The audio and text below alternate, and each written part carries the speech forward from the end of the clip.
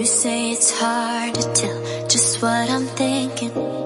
You think it's hard to see behind my smile. I'll say whatever you want, let you walk into my heart if you want to. Good morning, welcome back to my channel. আজ Sunday, সকাল থেকে পুরো অন্য রকমভাবেই শুরু হলো জানেন। সকাল থেকে লাইন নেই, 6টা থেকে। কালকে রাত্রেবেলাতে ট্যাঙ্কিটা ভরা হয়নি, ভাবলাম যে আজকে শ্যাম্পু লাগাবো, তো সেই জন্য সকালেই তুলবো। পুরো 3 ঘন্টার জন্য কারেন্ট ছিল না, শেষে কারেন্ট এলো, তারপরে কাজ শুরু হলো। ওই জন্য আর কি একটু দেরি হয়ে গেছে সব শুরু করতে করতে। আজকে রান্নারও ঝামেলা আছে জানেন। আজকে তো মহাশিবরাত্রি, তো সেই জন্য আজকে আমার সারাদিনের উপোস।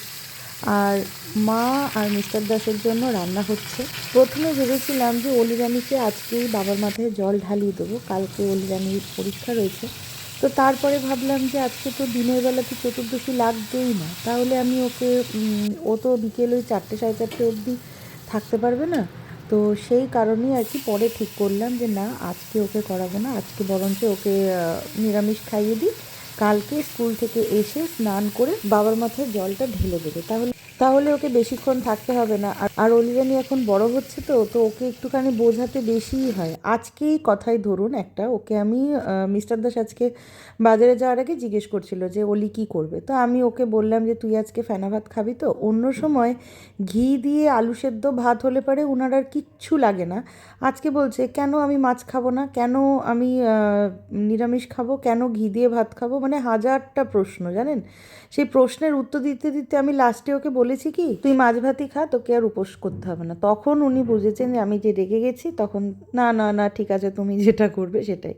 আসলে আজকে মাছটা আনার উদ্দেশ্যই ছিল হচ্ছে মায়ের জন্য, কারণ কয়েকদিন যাবৎ মায়ের মুখের রুচিটা নেই, ঠান্ডা লেগেছে প্রচুর। ভাত একদমই খেতে চাইছে না, মানে 2 গাল কি 3 গাল খাওয়ার পরে বলছে আর খাবো না। তো কালকে খিচুড়ি করে দিয়েছিলাম, তার আগের দিনকে ভাত, পুরো ভাতটা খেতে পারিনি। তো সেই জন্য আজকে ভাবলাম যে না, একটু মাছ নিয়ে আসি, মাছের ঝোল বা মাছ ভাজা দিয়ে একটু গরম ভাতের মধ্যে ঘি দিয়ে দেবো, তাহলে যদি খায়। তো সেই কারণেই আর কি মিস্টার দাস বাজারে গেল, নইলে আজকে বাজারে পাঠানোর খুব একটা ইচ্ছে ছিল না। আর মিস্টার দাসও বলছে যে মেয়েটা খাবে না, আমি খাবো। তো যাই হোক, যেটা হয় আর কি, তো সব দিকটাই তো দেখতে হবে।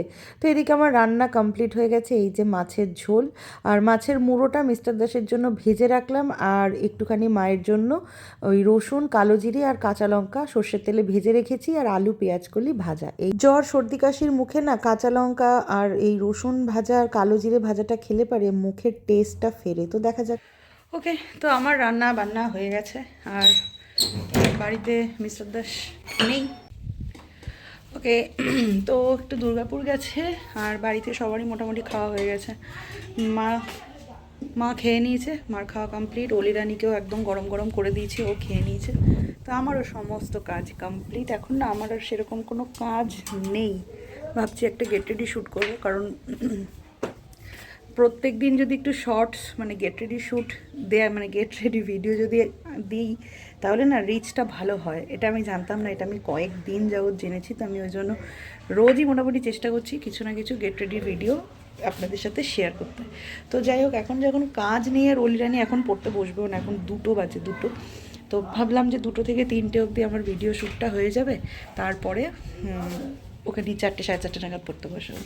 তো আমি শাড়ি বার করেছি, এই ব্লাউজটা আর এই কেরালা কাটান শাড়িটা পরবো। এটা অলিরানির ডান্সের শাড়ি, তো এইটার সাথে এই ব্লাউজটা পরবো, আর এই ভরতনাট্যমের জুয়েলারিগুলোই পরবো, যেহেতু আমার কাছে টেম্পল জুয়েলারি নেই।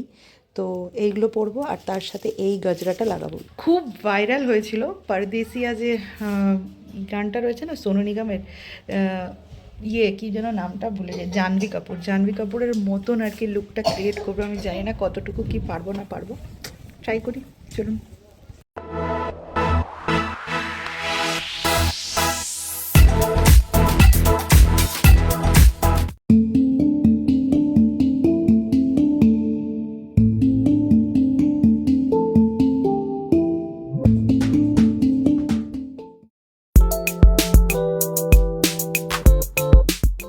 প্রায় ঘন্টা 3 পরে আবার এলাম, রাতের রান্না বসাচ্ছি। আর অলিরানি যেহেতু ওকে আজকে নিরামিষ খাইয়েছি, তো সেই জন্য ও সকালবেলাতে তো আতপ চালের ফেনা ভাত করে দিয়েছিলাম, রাতের বেলাতে ওর জন্য একটুখানি পোলাও বানাচ্ছি, তো দিয়ে প্রথমে কিশমিশটা ভেজে নিলাম, নিয়ে তারপরে গরম জল দিয়ে দিলাম পরিমাণ মতন, গোবিন্দভোগ চালটাও ভেজে নিয়েছি, তারপরে নুন আর চিনি আর একটুখানি হলুদ দিলাম, দিয়ে ওর মতন করে দিলাম।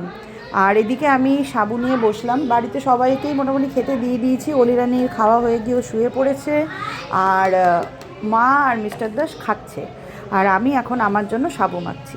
তো আজকে সাবু মাখাটা না সত্যি খুব ভালো হয়েছিল, সব কিছুর ব্যালেন্স এত ভালো হয়েছিল। আমি এতদিন মানে এত বছর ধরে শিবরাত্রি করছি, বিয়ের পরের থেকে আমিই সাবু মাখি আমারটা, তো কখনো না এত ভালো হয়নি জানেন। বেশি কিছু ছিল না, খুব অল্প সামান্য কিছু ছিল, নারকেল একদমই পাইনি। প্রথমে ভেবেছিলাম যে আপনা মার্ট থেকে না পাউডার, কোকোনাট পাউডার যেটা, ওটা অর্ডার করেছিলাম, কিন্তু কি প্রবলেম হয়েছে জানি না, ওরা বিকেলবেলাতে ওটা ক্যান্সেল করে দিল, তো ওই জন্য আর হলো না, তো নারকেল ছাড়াই দেখেছিলাম। আর আমি না একটা জিনিস দেখেছি, এমনি সময়ে আমি উপোস করলে পারে যখন সাবুটা মাখি, তখন অদ্ভুত একটা টেস্ট হয় জানেন, মানে পুজোর একটা মাহাত্ম্য তো অবশ্যই আছে, আর নর্মাল দিনে যদি একটু শখ হলো সাবু খাবো, সেইটা না আর খাওয়া যায় না। হ্যাঁ, মানে কিছু না কিছু মিস্টেক হয়, আর এখন অদ্ভুত একটা খেতে লাগে। এক গামলা কী বলে, এক গামলা সাবু মাখা, এক গামলা সাবু মাখা, আর এরা সব খাচ্ছে হচ্ছে রুটি আলু ভাজা।